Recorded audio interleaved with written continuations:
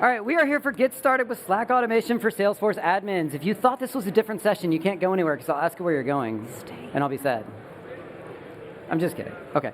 My name is Mike Reynolds. I am a TPMM here at Salesforce, and I'm joined by the wonderful Nicole. I'm so excited to be here with Mike. Nicole Pomponio, Slack practice lead over at SaltClick, and we're going to have some fun today. I'm very excited to be here with you all. Thanks for coming to our session. All right, so it would not be a Salesforce presentation if I did not tell you that you should not buy anything based on the forward-looking statements that I'm going to make.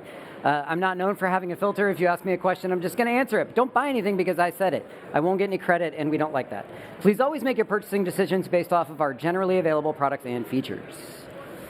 Oh, and thank you. Thank you very much. There's a lot of things that you could be doing right now, and I really appreciate that you came to see Nicole. So thank you. And you. And we all know I love coffee. And we love your feedback. So please take a minute, give us some feedback, and get some coffee. So it's a win-win-win. It's true. There's a win-win-win. Yeah. Alrighty, so we're going to take a look at Slack automation. We're going to talk about Workflow. Workflow Builder is Slack's onboard automation tool. We're going to look at a live use case. And then we're going to talk about Flow a little bit and see when we would use Workflow, when we would use Flow. All right, so what can Slack automation do? It can do a lot. It can. Too long, didn't read. It can do a lot. But it all starts at the beginning. So how are these events going to be triggered? There's a couple different ways. We've got Slack-based events from a link, happens to be my favorite, from a webhook, so you're bringing something in from another system, on a schedule. Maybe you've got daily stand-up, you want to send a constant notification on a specific day. When a list item is updated, there's quite a few. My personal favorite, when you send a message with a keyword, you can then trigger another notification. Maybe you send a picture of a cat every time somebody mentions cat. You can have fun with these. There's a lot going on. I do like that one. I thought you would. Solid one. So I added that one in there for you. We also have Salesforce-based triggers. The first three there are on a schedule. Mike was awesome enough to teach me about these, so if I get it wrong, it's his fault. I just want to say that. But you can set some criteria for object-related summarization. So when opportunities fall into a certain criteria, you can have that scheduled to come in every Monday. Perhaps you want to know any opportunity that's over $10,000, you get that right into a Slack channel every Monday. Can do the same thing for filter down records. And there's a little phrasing up here that we don't happen to love, but summarize out-of-date records. Just think about any time an opportunity hasn't had its close date updated in 30 days. That's not good. We want to know about that. And then when a record changes, and of course, when a Salesforce channel is created. I do love creating Salesforce channels. Love it, love it. And we wouldn't be complete without third-party based events. So as you're building out your DevOps processes, your project management processes, your sales processes, think about all the other systems you're using. You can trigger events in Slack from GitHub, GearSet, Asana, the list goes on, and it's only growing. So now that we've talked about why something might be happening, Mike, why don't you tell us what can happen? Well, there are a lot of things that you can do, right? So the way that I think about automation, we've got reasons why it happened, and then they've got stuff you can do because that trigger happened, right? So when you think about the stuff, there's a bunch of standard Slack things. If you think about what Slack does, we've got channels and we send messages. That's the bulk of what we're doing. And so a lot of the things that you can do in Slack relate to channels and messages. We can create channels, we can send messages, we can do a lot of things that relate to that. And so I want to focus on a couple that you might not know are possible. The first, we have some utilities, which is where we can add time-based delays on things. So if this happens, I want to wait an hour and then do something, or I want to wait 30 days and then do something. We can set that up very easily.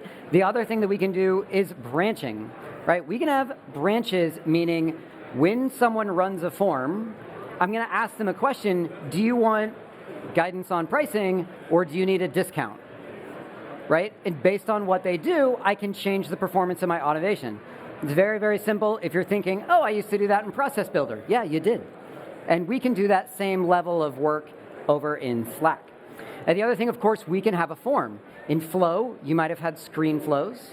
And we use screens because we need to collect user data, right? That's the main reason. And you're going to do the same thing in a workflow. I can have a form, and then I can have questions on that form that my user is going to be giving me information. And then, of course, like I said, there's a litany of things that you can do relating to channels or relating to messages themselves. I'll give everybody a second for their questions. And now, I want to spend just a moment on this. As it relates to Salesforce, there are two buckets of things that we can do. The first off, there are things in Salesforce that we can make happen, right? I can create a record. I can delete a record. We can do the basic things with records that we would think about doing. In Slack, there are also some functions that I can do that are very Salesforce-centric. So creating a records Salesforce channel, finding a records Salesforce channel, sending messages to them, sending messages to your Salesforce app. That's a fun one. But these are separate. And I want you to think about where is the thing happening, right? Because in the UI, you get to them in slightly different places. If it happens in Salesforce, we're going to go to one place. If it's a Slack action that is Salesforce related, we go to a different place. When to Salesforce flow and when to workflow? This is a tough question. It is a tough question. It's a tough question. Yeah. To flow or not to flow? That is the question. Yeah. So I think there's a couple of different ways that you can think about this. If your business process starts in Salesforce, use flow for that. It's a very easy way to think about it. If I'm already automating something, the architect in me is going to say, you know what we should do is we should continue this automation. And then I should just take another step by having something in Slack happen. And that is going to be true. Salesforce Flow comes with a ton of actions that are all Slack specific. They look a lot like the actions that I can take if I'm starting in Slack. So creating a Salesforce channel, finding a Salesforce channel, sending a message, adding people into a channel, these are all standard things that live in Flow. Now, on the other hand, why would I want to use workflow? Well, where is your user? Is the user in Slack? Because if they're in Slack, workflow is probably where you should start. You might realize that when you're doing something in Slack, we're doing something that is more complicated than I should be doing with a workflow. That's pretty easy to do because Slack is essentially an experience layer. It's not the massive horsepower motor that we get out of Salesforce. And so for that, we've got this awesome ability to call a flow. And we're going to see that work in just a little bit. And so I don't want you to think about it as a dichotomy. I have to choose flow or I have to choose workflow. We can use both tools together. Just depends on where you are. I love that. So let's see a demo. Enough slides. Yeah, enough slides. Nobody likes those anyway. Do you want me to? Yeah, I know. Look at that. You're great. All right, I want to set the stage, right? Just give you some context. We're going to have a little fun because I want to get you brainstorming, okay? You are a Slack admin, so congratulations. And you've already implemented Salesforce channels, so you're already winning, okay? Salesforce and Slack are connected, so now we've got a lot of potential. We can have a lot of fun here. So my support team, since I'm a Slack admin, has come to me saying, hey, we need a really quick way to submit a critical case or a priority one case. So you think, oh, this is perfect. You're in Slack already. We're going to start with a Slack workflow. Now, I don't want you to get upset, but you also work for a major chocolate company. You've implemented this workflow, and one of your best customers called you and said, we just had a truck hijacked. But it's okay, because we've got our flow ready to go. It's the funniest thing. I feel like this just happened to me. I just totally made this up. This was all me and unique use case. So I'm in Slack. I'm in the account channel for my best customer, and I've got my workflow tab, and I'm going to hit go on my workflow. Now, I'm a human, and sometimes I can make mistakes, but it's going to pop up a message that says, are you really sure you want to do this? Yes, I'm sure. They need my help. So I'm going to hit yes, and it's going to ask me to input the issue and some details. Help me. Chocolate issue. Super creative for you guys. And I'm going to submit that. So I'm starting some actions in Slack, and that is kicking off a process in Salesforce because I just ran a flow.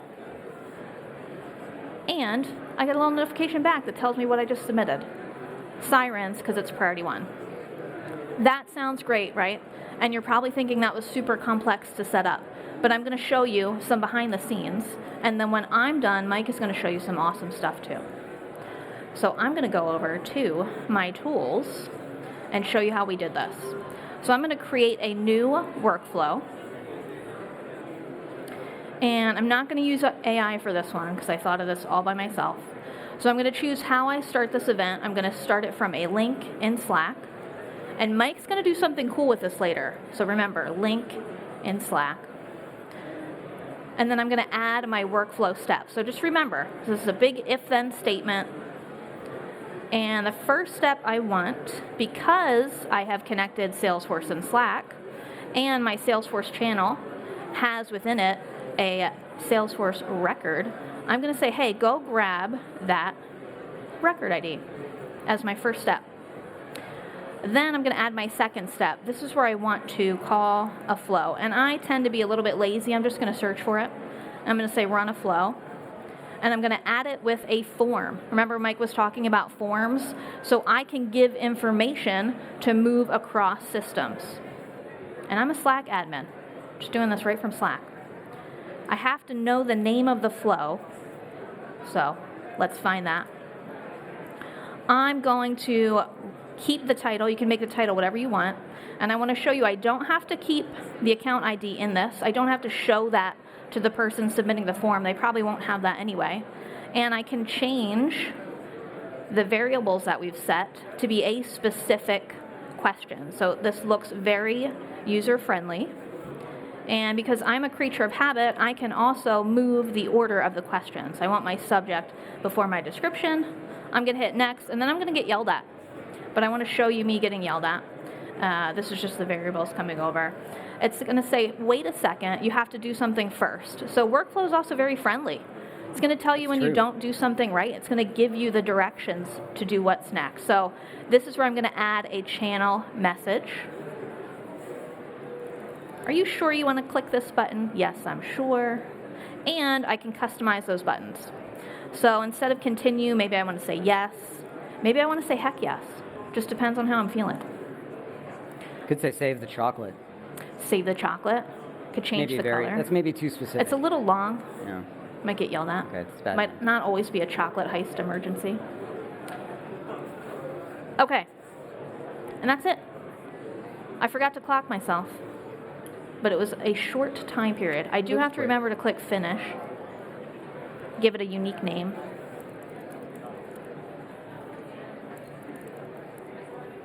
Could keep going with the chocolate theme, but...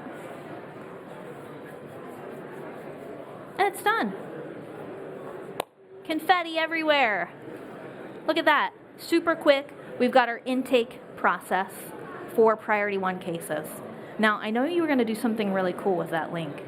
Yeah. We should do something cool with this.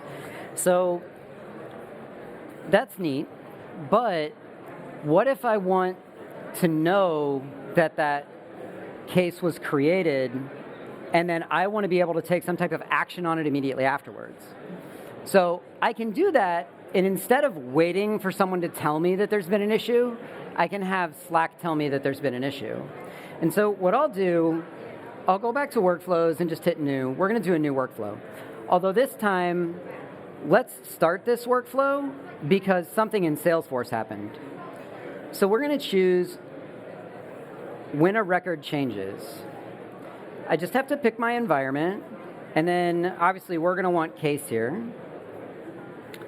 And then how about when priority is, is equal to, I don't remember what the values are. Do you remember? Critical. Oh, it told me. I remember. I didn't need to remember. We'll just say critical. It's got a drop down. And that's enough conditionalizing. We could go deeper. I could make this more complicated, but one is enough.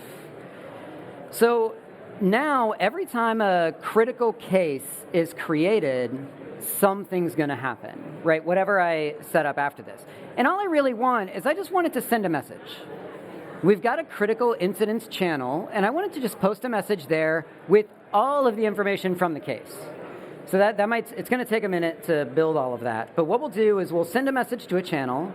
I'll specify, I've got this support incidents channel, that's great. And then we just need a good catchy message.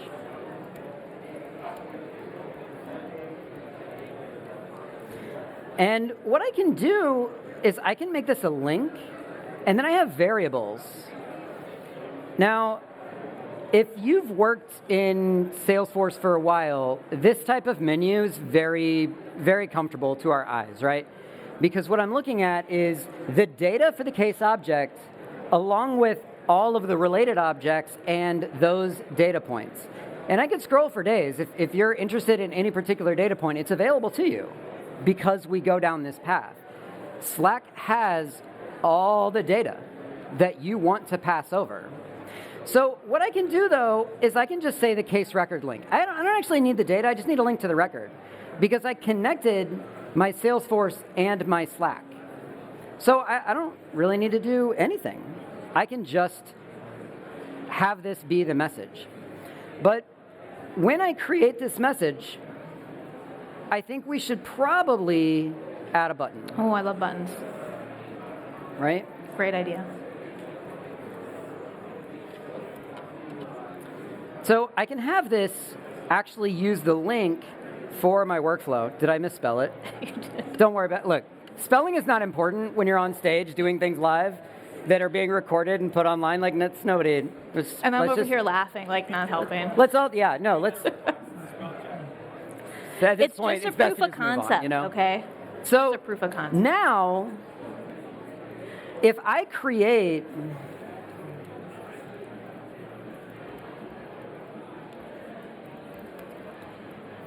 Perfect. that's good. This is great.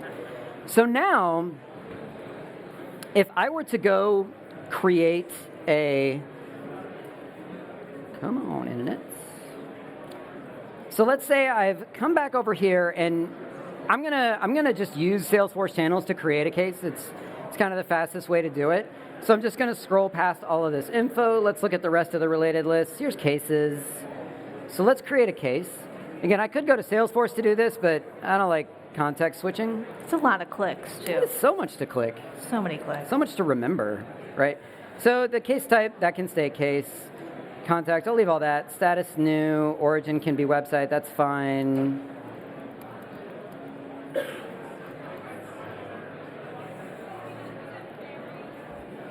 Priority, we need to make this critical.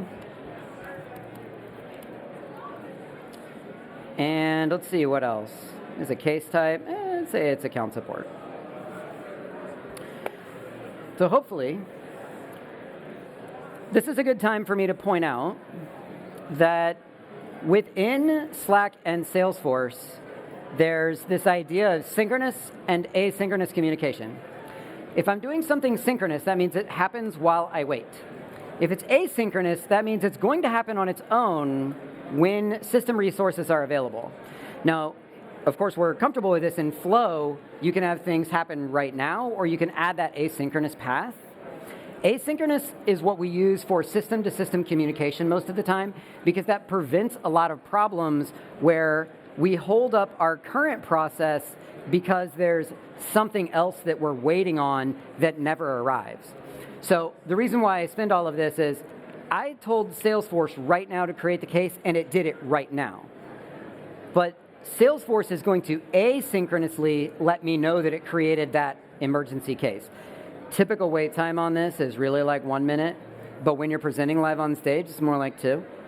So 2 to 7. 2 to 7. It Hopefully varies. not 2 to 7. Yeah, 2 to 7. So we're going to see this pop up in just a moment, and it's going to actually display what's on screen now, where there's an actual card.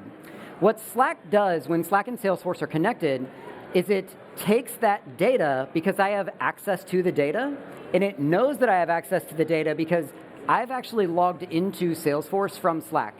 So this isn't just showing me information, it's specifically showing me as a user data that it knows I have access to. And so here we have it. It's actually zoomed in so much I can't see it all. So here's my new critical incident, and then here's the card. I can open this and view the entire record if I like. I could click around and see its accounts, and I can start my next workflow right here.